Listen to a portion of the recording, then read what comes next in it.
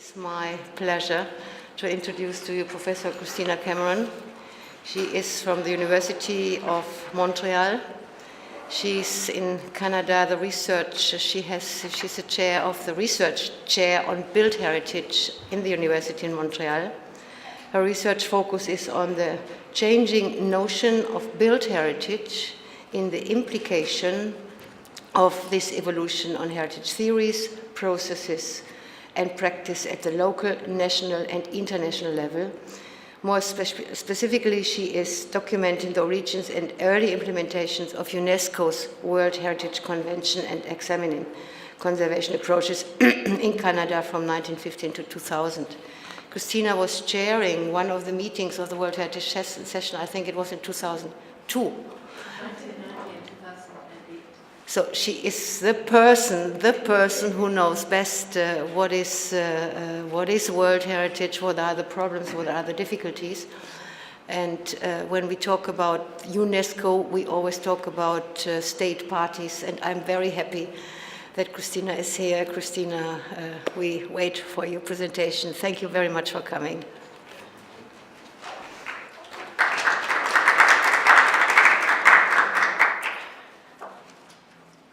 Okay, just checking all I have it small here. Thank you very much, Marie-Therese, for the introduction, and nice to see all your faces again today, except you weren't here yesterday, I think, the bridges, but I'm going to talk this morning about, I was given a bit this title by Marie-Therese, Global Geopolitical Perspective, and it made me start to think about what is geopolitical. So we kind of started there. What is geopolitics? Because I wasn't actually, for years I've been talking about the politicization of the World Heritage System, but I actually didn't think about geopolitics per se, so I did some rumination on that. And just to say that from an experience point of view, I've watched the convention over many years. My very first, I know this is before some of you were born, but anyway, my very first World Heritage Committee meeting was in 1987. And I have been to almost every World Heritage Committee session since then. So I have either participated as head of Canadian delegation, that I was for 18 years, or chair for I chaired twice, 1990 and 2010, very different committees, very different environment. And now I still go every year as an observer, and I watch how different files play out and how the different committee members, who is doing what in the room a bit, because I'm very interested in that, I guess, what you would call geopolitical. So I did actually look it up, and the concept comes out of a late 19th century German book on political geography. And it was actually a Swedish political scientist in the beginning of the 20th century who actually used that term, geopolitical. So that means it's an idea that is fairly recent, and my sense is it's really, if in simple terms, it's the relationship between geography and politics, and by politics I would say national interests, or possibly regional interests, or possibly global interests, depending on which subject you're dealing with. And so I've organized this in the three blocks, if you want. First of all, geopolitics and world heritage, looking at it from one country, what one country does in a political sense, national interest and geography or place. And then regional politics, because there are some very interesting examples of that. And then global politics, and there I'm thinking really global in this context of World Heritage being how the World Heritage Committee representing the world, how it behaves in certain respects. And in terms of World Heritage itself, this is just framing how I'm going to go at it. Its influences, geopolitical influences on the World Heritage System, and the normal things you think about for World Heritage. You think about listing, putting sites on the World Heritage List.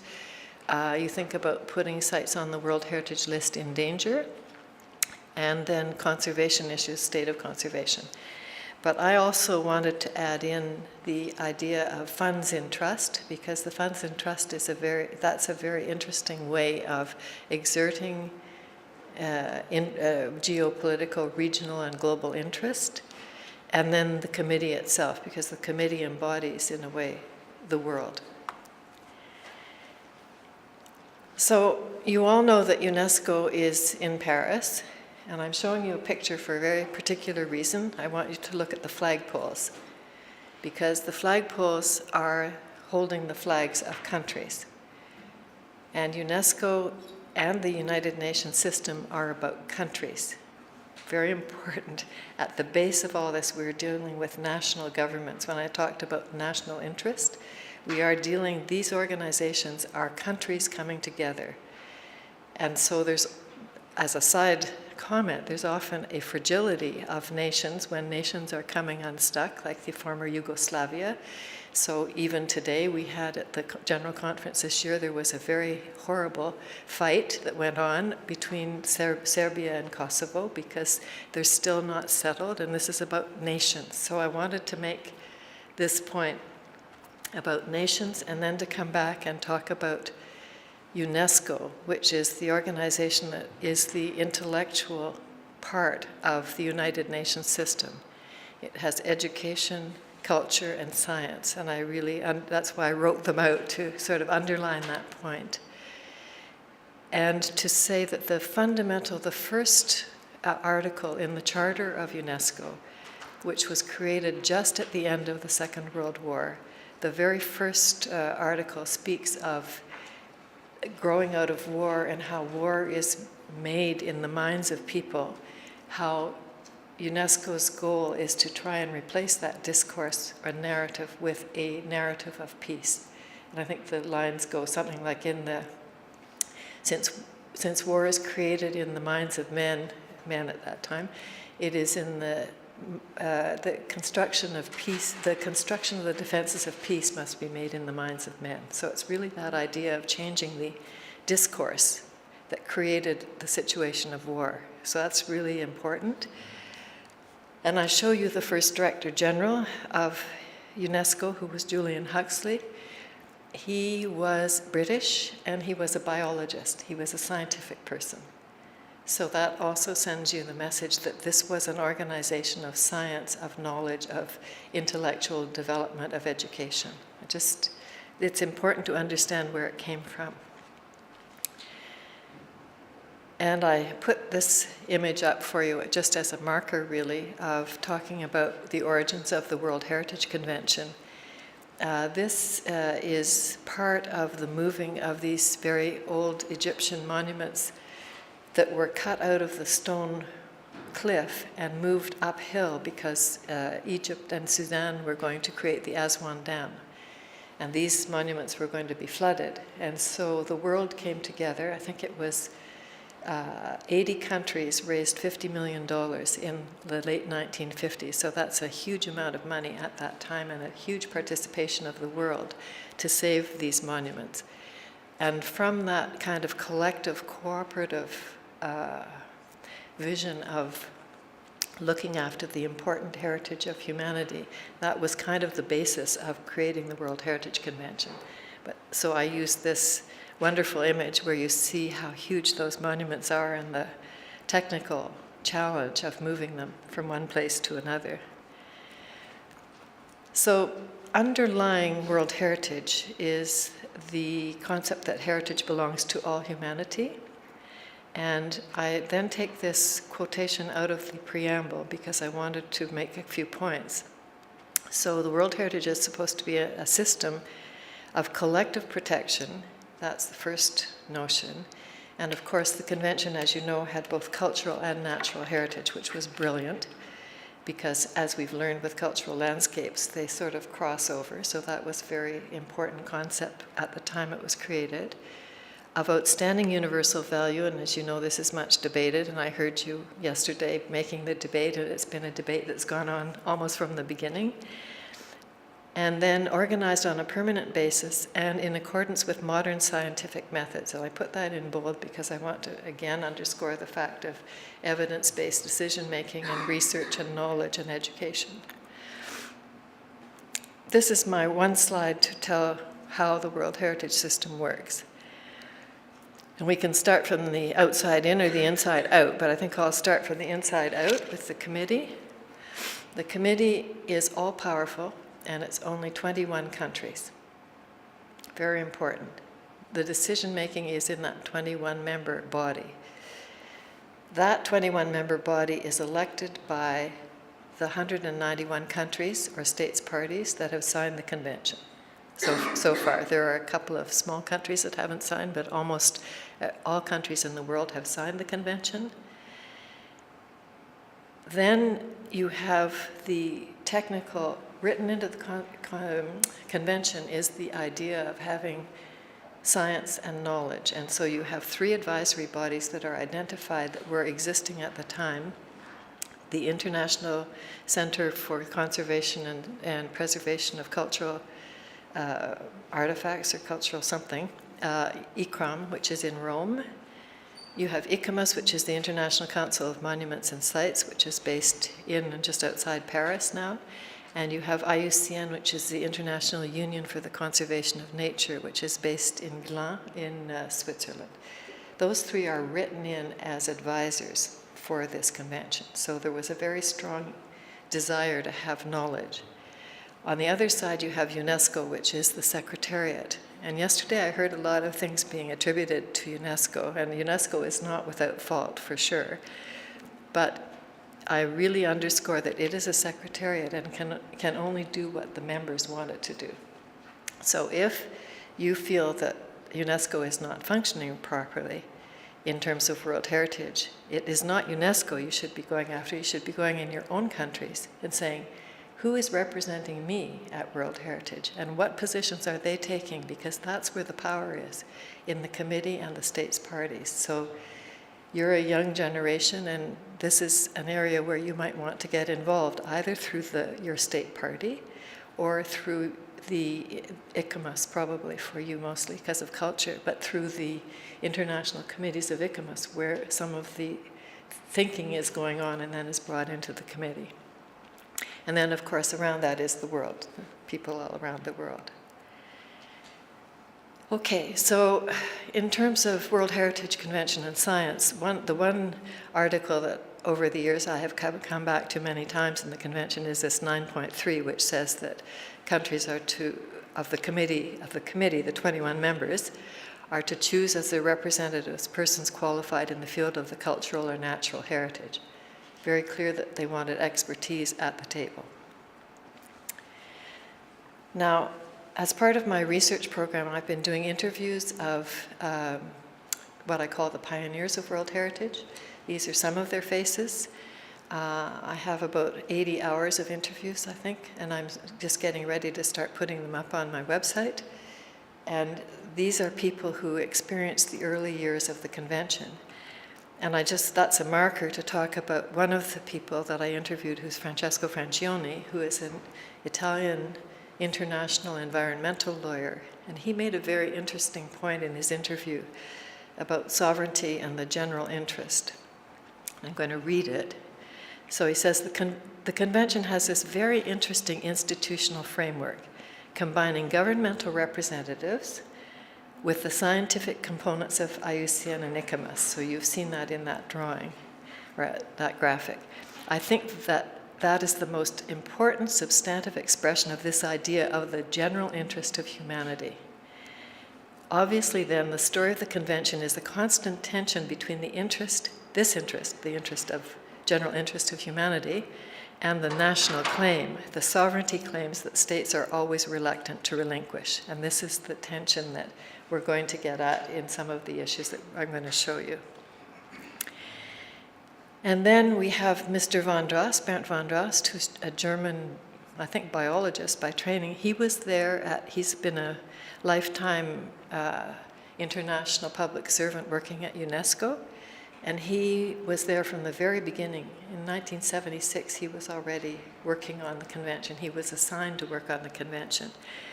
And he believed, and he had read everything and said, this is a scientific, knowledge-based organization, and that's how we will implement it. And then I pulled out this quote from his interview because it's very interesting. The first meeting of the World Heritage Committee was an eye-opener for me. This revealed things to me which I had never anticipated. We had to deal with a key political question. This is the first meeting.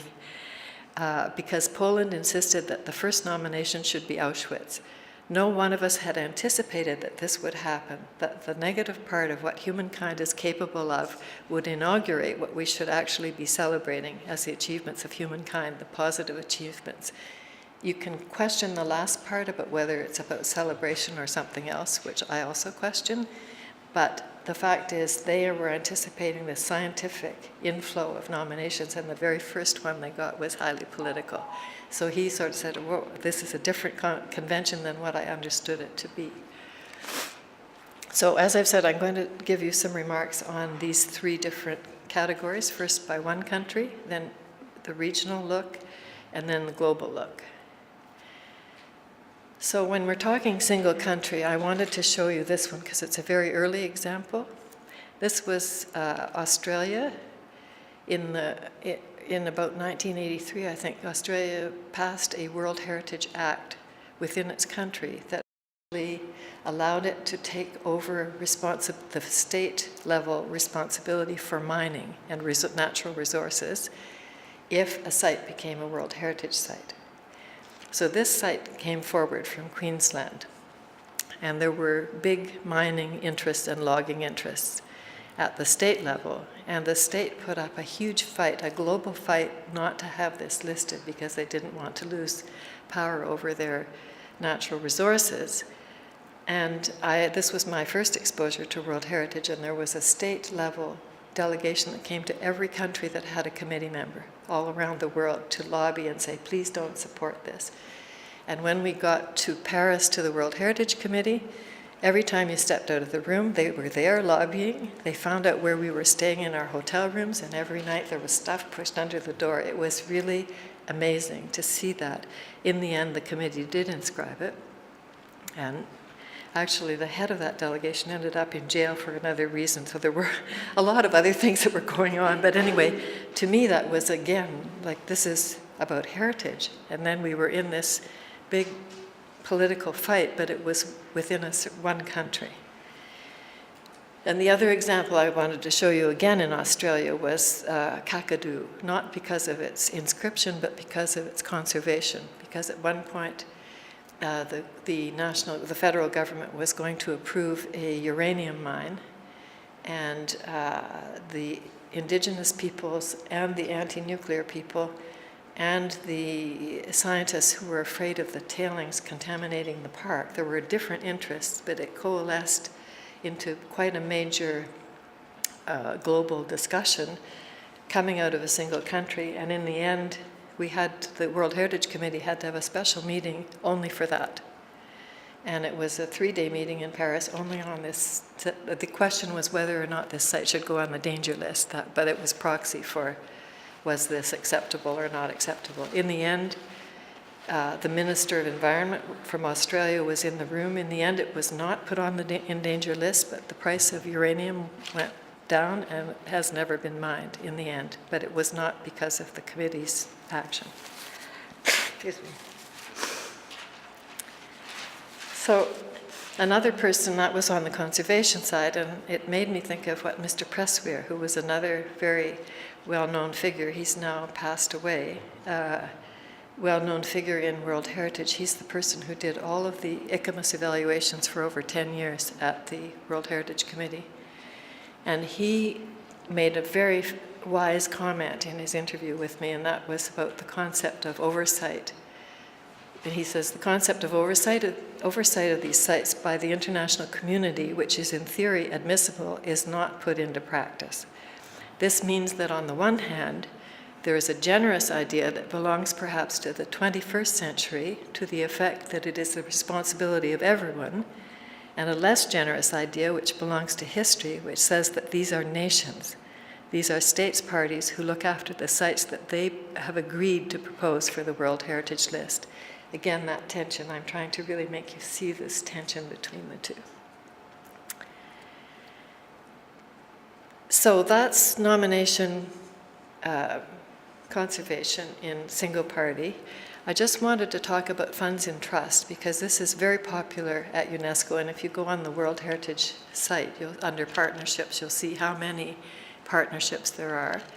And some countries have been extraordinarily generous, and it's really quite wonderful.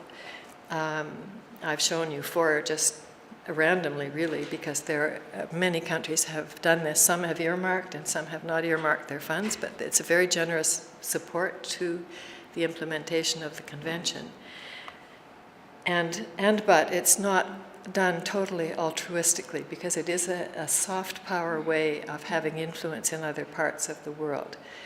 And just to give you the example of where the Japan funds in trust go, you can see they go globally, and that's very, Japan in that way has a lot of influence through its funds in trust. They, just the examples here, right? The Japanese funds in trust are supporting the study of the Bamyan Buddhas, which were blown up by the Taliban in 2001. And the question is whether to reconstruct them or what to do with them. And then they will be part of the implementation team. So they've been giving technical advice there for over 10 years. SIDS is small islands developing states, and that's all the Caribbean states, the Pacific islands, and so on. And that's capacity building. So there's a huge diaspora of influence that Japan has by interacting with these small island developing states. And then Lumbini, which is the birthplace of Buddha in Nepal, they have a major project going on there. So their funds in trust really crisscross the world. And then they were the major sponsor for the 40th anniversary celebrations of the World Heritage Committee in Kyoto, and that was a huge meeting which they sponsored for 600 people. So through this leadership, which is to a large extent positive, I'm not really that critical of it, but it does show you how one country can expand a lot of and have a lot of influence. In terms of regional geopolitical perspectives, I wanted to talk about this site, the old city of Jerusalem, which was proposed by Jordan and was listed in 1981, very early on in the implementation of the convention. And the advice of ICOMOS, the technical advice, was very positive and very straightforward, that Jerusalem is directly associated with the history of 3 great monotheistic religions of humanity, and also from an architectural point of view, it's had a great deal of influence on various religion and religious architecture. So that was the technical evaluation. However, there was a huge regional geopolitical underpinning to this case in that it's very interesting. If you look at the ratification of the convention, right away, almost all the Arab countries signed on to the convention within a year, or maybe 2. So the whole Arab group had signed on, and they were specifically, I believe, signed on, at least that's what people tell me, signed on because they wanted to try and protect Jerusalem. So in Mr. Van Dross' interview, this is really to show you some of the regional pressures. Mr. Van Dross said some countries, when they joined the convention, they had their agenda, and it was not a technical agenda, it was a political agenda, and he was talking about Jerusalem. And then he said, this debate on Jerusalem was, of course, fully politicized, and we had all of a sudden a change in the committee, namely ambassadors, because the experts saw that they could not really handle that question. So this, very early on, even though I will make the point that the politicization or the geopolitical influences have become greater and greater, it was there from the beginning in certain cases. Most cases not, but this was a very notable case. And of course, the case of Jerusalem has, by the way, that image is Jerusalem at the time. That's a poor quality image in a way, but it's 1981. It was the year it was listed and how it looked at the time it was listed, which is quite important. Jerusalem has continued to be a really difficult issue for the committee. Every year we have a major debate or non-debate, we have a major decision, sometimes without discussion, sometimes with discussion, on the state of conservation, because there is a lot of disagreement about who's looking after what and who's intruding on whose history and so on. So it's a very difficult subject, particularly politically, because my understanding is at the working level there's actually quite a lot of collaboration, but at the political level it becomes a touchstone for this discussion. Another kind of regional geopolitical perspective that I wanted to bring to the table are some of these major serial nominations and corridor nominations, which are fairly new in the World Heritage system. And this one, which is the Silk Road, which you've probably heard about, is really driven by China. And it's a way for China to have influence, really, if you look at the map, very, very far-reaching influence, not just on land, but also across waterways. And it's very interesting, and a lot of it is very positive, in my view, because it is really fostering quite a lot of intercultural dialogue, which didn't exist. So there's a lot of, discussion about whose history and how what was this place really about, and some reconciliation and so on as the nomination progresses. At this point, I think there are 10 countries involved, which is wonderful, and only 3 so far. There's only one block, I think it's a 5,000 kilometer section. I mean, this is a huge site. The first 5,000 kilometer section has been presented by China, Kazakhstan, and Kyrgyzstan, and in 2014, and there's more to come. And I'm just giving you some random images of what it looks like, but it's over this huge landscape. It will have many, many conservation challenges down the road, I predict. But at this point, it's standing as the beginning of something really quite exciting, and also, again, this question of leadership of certain countries and influence of certain countries, but also the dialogue. And in this case, there's an interesting online platform that's just been launched on the Silk Road, and you'll see at the top line says Dialogue, Diversity and Development. So it's heritage being used for sort of soft political or cultural diplomacy, I would say. It's not aggressive, it's really to encourage a dialogue. The other example I want to show you, which came up this year at Bonn, is a bit different. And these are, I think it's 23 sites that are industrial sites from the 19th century, leading up to the building up of the industrialization of Japan after it came out of a sort of period of isolation. And what happened here, I believe, it shifted from where it started. I think it really started as a nomination to celebrate 19th century technology, particularly British industrial technology. And there are only vestiges here of that, because in England and so on, it doesn't exist anymore, it's all gone. And the experts that came to advise Japan were experts who were specialists in industrial technology, particularly from the United Kingdom, and I think one from Australia. And they were extraordinarily excited with the physical remains of this era, which was one of Britain's high points in terms of industrial development and leadership in the world. What this group failed to understand is that there were other values attached to those sites, not just the values of the material witness of that period. And that was a big error, I think, not to see the bigger picture, and a kind of an old-fashioned way of looking at heritage also. And what happened then is that a number of countries, particularly Korea, but also the United States and other countries, who had had prisoners of war who had worked in these sites and were very had had a very hard life, obviously, and many had died and so on. And this brought it up to the political level with a demand for apology. And it ended up in the hands of the prime ministers, the presidents, the prime minister of Japan, and it was highly political, highly negotiated. And right in halfway through the committee meeting in Germany this year, it was still up in the air how it was going to be handled, and was there going to be a huge fight on the floor and whatever. In the end, and I think Marie-Therese will have a comment on that, there was no discussion, and there was a tabled so-called chairman's decision, which was sort of a reconciliation, but honestly, I was sitting up in the gallery observing, and I saw more than one observer crying. So this means that there were big losers and big winners in this particular decision.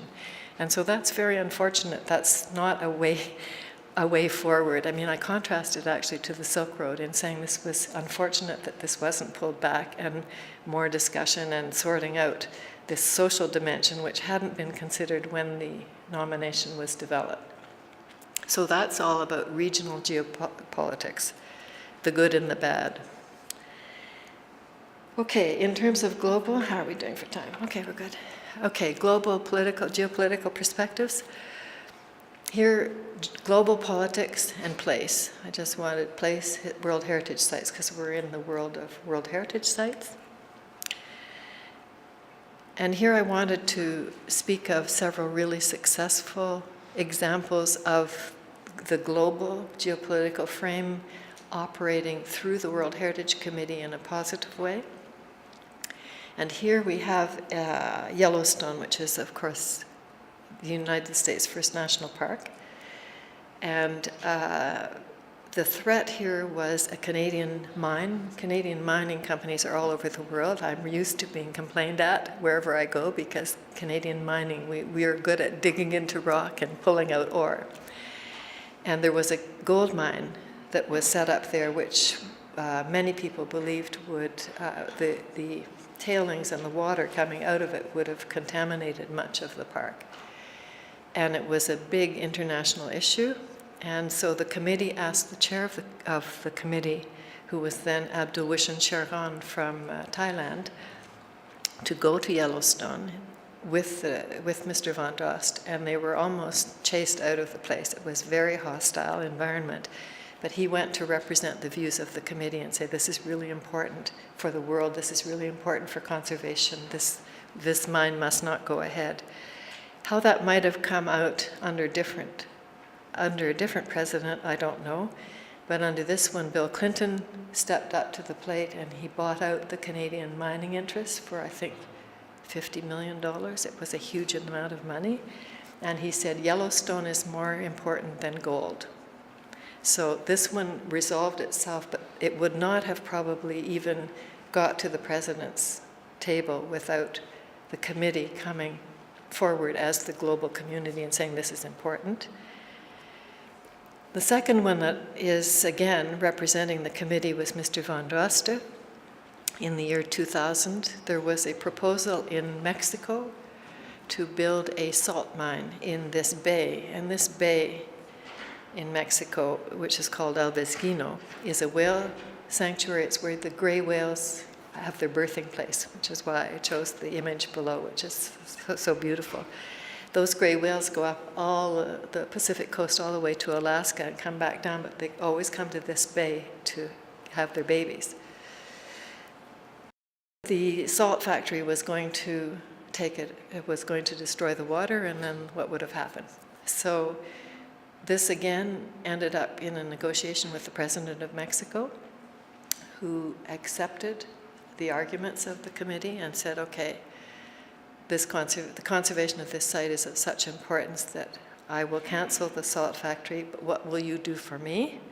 How will you help me to provide employment? And we were able to use, there was a foundation, the UN Foundation had lots of money offered on biodiversity to the World Heritage Center, and invested $10 million in building an ecotourism industry, which is a whale watching industry, which is what happens. So the local people are trained and employed, And it's a really true win-win. So these are like wonderful moments in World Heritage where you have the global community coming and having that influence.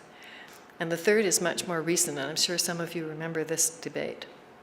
There was a proposed tower, 400 meters high, to go into St. Petersburg in a place obviously very sensitive. And the St. Petersburg is 15 square kilometers, absolutely low level. There are no big high rises anywhere. This would have totally dominated the skyline. And the committee was really concerned about it. And there was a lot of pushback, and Mr. Putin was involved against the committee, and it was really very political again. And through a lot of negotiation, really led by over the years by Francesco Frangione, who was the director of the center, finally in 2012, the government made a decision to move it 10 kilometers away. So, which is fine. No one was opposed to the tower. It was the location of the tower. So, in these three examples, I would say the World Heritage Committee has been quite successful in representing a global position and resolving what are quite political issues. Here is another kind of geopolitical issue that was not so good. And this is a proposed inscription in the 1990s of W National Park in Niger. The problem with the park, and IUCN's advice was very clear, this park, and I've shown you this map because it shows the animals which move around. There are three countries. It's on the border of three countries. It's Benin, and then Niger, and then Burkina Faso. And so the animals move through, and so it's an ecosystem that needs the three parts. So IUCN said, not on its own, it needs the three parts, which is the right answer for conservation. And they said, well, okay, make it a biosphere reserve temporarily, but the goal is to have a World Heritage Site of the three. And really, totally for internal political reasons, a lot of politicking within the committee, led by France, in fact, the Francophonie, which is a global organization of all the French-speaking countries. They all came in and put it on the World Heritage List, and it's had a problem ever since. And I understand this year, one of the other parts is coming in, which is what it should have been. And the best moment is when you're trying to build a nomination, is to have your negotiation then. So this was an example for me of politics playing out within the committee in a way that is inappropriate for conservation. And I remember that the representative of Niger kept coming after me because I was head of delegation for Canada, and we were members then, and he kept coming after me, and I kept making the same conservation arguments, and he finally just threw up his hand and said, you're just an expert. And I said, okay, that's it, I'm just an expert. But I didn't bend. I stood my ground to the end because I was really trying to save the park. So then I would say by the latter part of the 1990s, this question of non-experts versus experts started really to appear. And there was an audit, management audit of the World Heritage Center and the system in 1996-7. And the Auditor General, or the people that audit UNESCO, come from different countries. So sometimes, at this time, it happened to be the Auditor General of Canada, but they come from different countries. And the conclusions of that audit were that there was a concern about the growing number of non-experts on the committee without prime expertise in heritage. And at that point, there were 9 out of the 20 were non-experts, because I guess there was a seat empty. And the conclusion of the auditor was that it had a negative impact on the kind of debates that were going on and the examination of the technical issues, which is Part W was at exactly that time, and so that's a good example. And he used the phrase increasing politicization, and this was the first time that was really starting to be evident. Now, I choose this example, which is over a decade later, and I choose it for a particular reason because I think it exemplifies where this all led to. And this is a site in Hanoi in Vietnam, as you can see, and this is the meeting in Brasilia in 2010. And the meeting in Brasilia was, in my own personal memory, the worst meeting for very open politicization that I had never seen before. Very, very aggressive as well. This particular site was recommended by ICOMOS not to be considered at this time, well, to go back for further work because there was no comparative study, which is the knowledge-based evidence. There was no, the criteria weren't met for outstanding universal value, were not proven. There was no authenticity proven, and there was no integrity because there were parts of it that needed to be in the site. So it was a very strong recommendation not to inscribe at that time. However, this happened to be the 1000th anniversary of the Citadel, 1000th.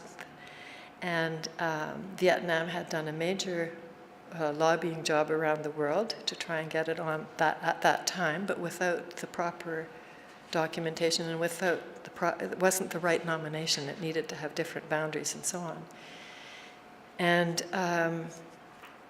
what happened, and I searched my house and I can't find it, but I have it somewhere in my house.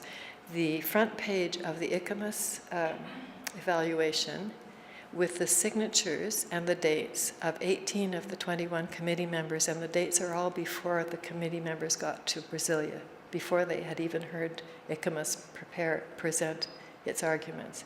So this was a done deal done in state capitals around the world prior to the meeting. I had never seen anything like that before. And I'm sorry I was going to make a slide of it for you because it's like really, you say, well, you can't believe that. Anyway, that's why I chose this one as a proxy for how bad it was getting.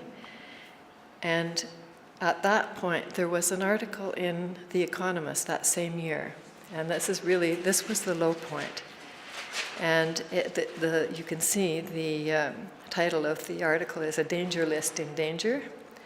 And in that article, they basically said the World Heritage System is infected by politics. This was really getting very bad. And basically, the UN Cultural Agency is torn between its own principles and its members' wishes. The principles are losing ground. So this is my standing up for Park W. It's really that issue. And then at Brasilia, because this was after the Brasilia meeting, 21 new sites were added to the World Heritage List, even though the expert advice suggested only 10 were eligible. So this was its worst, in my mind, its worst moment and quite a wake-up call. And there was another audit because of this. Obviously, this was all feeding. I mean, when it starts being in the newspapers, this is very public. And the 2011 audit said more or less the same thing. Decisions of the committee diverge more and more frequently from the scientific advice of the advisory bodies. And it's a very worrying evolution for the credibility of the list because the professionalism of the advisory bodies is a scientific guarantee of the value of the list. So here we see, that's why my first image with the world and everybody, you can see that tension, right? So just to give you some sense of how that has been unfolding, I thought I'd go back and actually look at now this is heads of delegation. I didn't do all the years because not all years have, you can't find all the participants list. I can probably find them eventually in archives, but I didn't have time. But this shows you, in the first 3 years there were only 15 committee members because there weren't that many countries signed on. But in 1982 it was the full 21. So if you start in 1982, you can see that, well, the very first year it was all experts and no diplomats, the 15 and 0. And then you can see what happened over the years, that there are fewer and fewer experts and more diplomats. And I did actually put that into a little bar chart or a line chart, and it's really quite shocking to see that. And that's partly, you can see why the politicization was happening by looking at who's at the microphone, which is why I said, if you want to make a change here, find out who's at your microphone. That's really where it is. And then just to show you how that's played out, this is the committee's disagreement with expert advice from 2001 until this year. And the little green bar at 8 is the year I chaired. And I'm proud of that I held very hard to making sure that it was evidence-based, and we actually didn't have as many disagreements with the expert advice, but if you look along there, 2010, which was Brasilia, 2011, Sevilla, 2012 was St. Petersburg, you can see that those years it was very bad. And it's now coming back. In part, I would say in 2013, the chairperson was quite fantastic. It was the Deputy Prime Minister of Cambodia who didn't believe in having votes. And so he just dragged it out until there was finally a consensus. And the consensus usually goes in the favor of the expertise and in favor of the conservation of the site. So when I interviewed him, he said that. I said, I noticed you didn't have any votes. And he said, well, if you don't have any votes, then there are no winners and losers. And I thought, oh, that's really very wise. And as a result of what I'm going to show you of the Director General's intervention, there is now much more what they call upstream advice, more help from the advisory bodies before the nominations come in, and that's why you're starting to see the yellow again, because there is a turnaround. So that's why I wanted to get that last year in, because I do believe there is a turnaround because of the different approach of the advisory bodies to helping the states parties. Okay, whipping along here now. Politicization is a fundamental challenge, and this was the Director General of UNESCO came twice to the committee and really tried to shake the committee up in 2012 and 2013, and said, you know, the credibility of the inscription process is an absolute. And she said, you've a clear choice, you, the committee. You can gather and hand out like accountants. You can hand out the World Heritage label, adding more and more sites to the list, adhering less and less strictly to its criteria, or you can contribute to being visionaries and rejuvenate the convention. She was really clear. I mean, her speeches are online. You can read them. They're very clear what she had in mind. And she was really pushing to reinstate science and impartial judgment, and to focus on conservation, and especially the global conservation challenges like climate change and disasters and risk management, and to foster more dialogue between the experts and the states parties, and that's what they now call the upstream process. And then to carry out research on heritage theory and practice to provide evidence-based decision making. So she was really pushing back for the scientific basis of the committee. And just as my last bit, I wanted to talk about World Heritage beyond the world of UNESCO, because this is, again, another new phase, in my view. And some of you may know that with a colleague, we've written a book on the creation and implementation of the World Heritage Convention up to the year 2000. And I'm thinking this is the moment to break, to start to do the second volume from 2000 up to this moment, because I think we're now into something new again.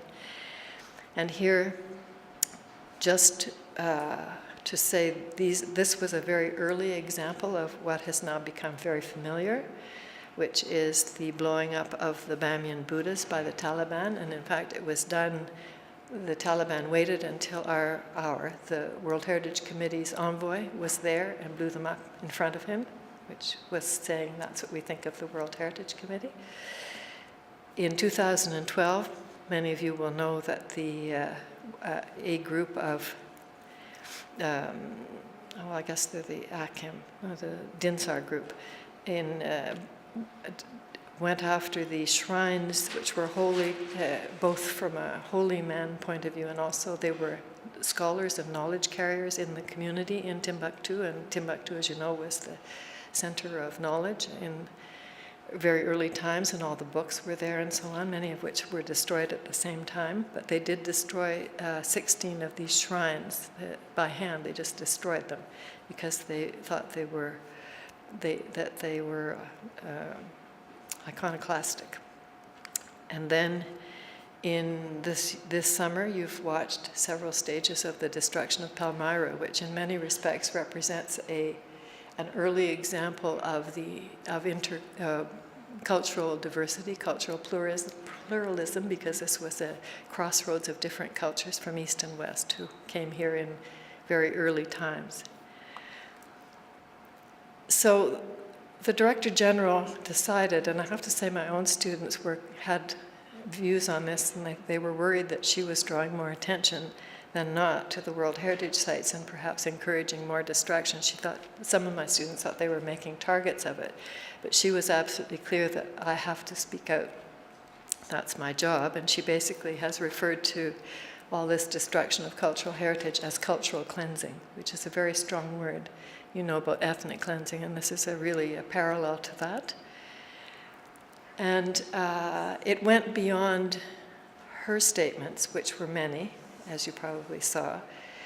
It reached the Security Council of the United Nations, and that's the first time that it's gotten out of UNESCO into the big mother house of the United Nations, and particularly the Security Council, which has a great deal of difficulty ever having a unanimous decision on anything because it really represents all the global powers. Unanimous decision in February this year that condemned the destruction of the cultural heritage in Syria and Iraq, and adopted sanctions against the trading, because the trading of artifacts is essentially one of the sources of funding for this Islamic State. And it also mobilized Interpol. So now we're in, heritage is now in the United Nations, it's now in Interpol, and it's also in the International Criminal Court, because this man was one of the leaders in destroying the tombs, and he was arrested at the end of September. He's now under arrest, and he's in The Hague. He's going to be tried for crimes, what are they calling that? War crimes in connection to the destruction of ancient sites. So he's going to be charged for war crimes, for destruction of cultural heritage. So this is heritage in a whole environment that we never saw before, obviously.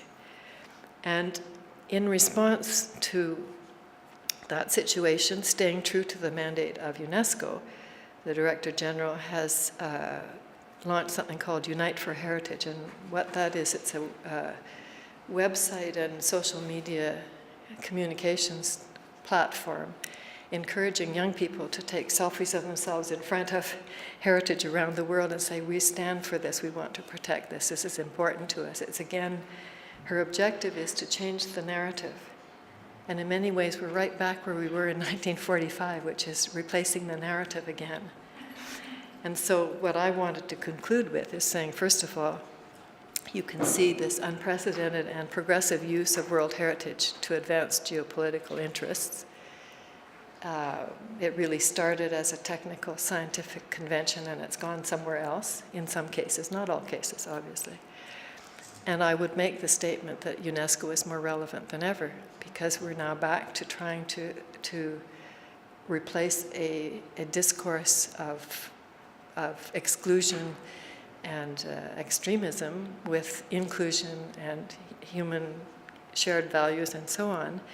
And I would say it kind of anchors around something that I call global citizenship, and which is through education. And to be a global, what does it mean to be a global citizen? It means to know different kinds of people that you never met before, and understand different cultures, and have a cultural pluralism, respect other people, human rights, human dignity, social inclusion. So that's and I'm proud to say that the 2030 Sustainable Development Goals that were just adopted by the United Nations, goal number 4, is in the hands of UNESCO, and it's about global citizenship education. So you're going to hear a lot of that phrase, I think, over time, because it's very clear. When I was looking up a few statistics at this last night, I was saying to my colleagues that amazingly, there are 121 million children that don't go to school in the world. And so there's education, a global citizenship education is really fundamental to changing the discourse. So now you hear me, a person in heritage, talking about global citizen education, and that's where heritage has kind of gone in a way. And I show you this. This is the hashtag for the Unite for Heritage, which is the peoples of the world in front of their different heritage places. So that's my presentation on geopolitical encounters with world heritage. So thank you for your attention.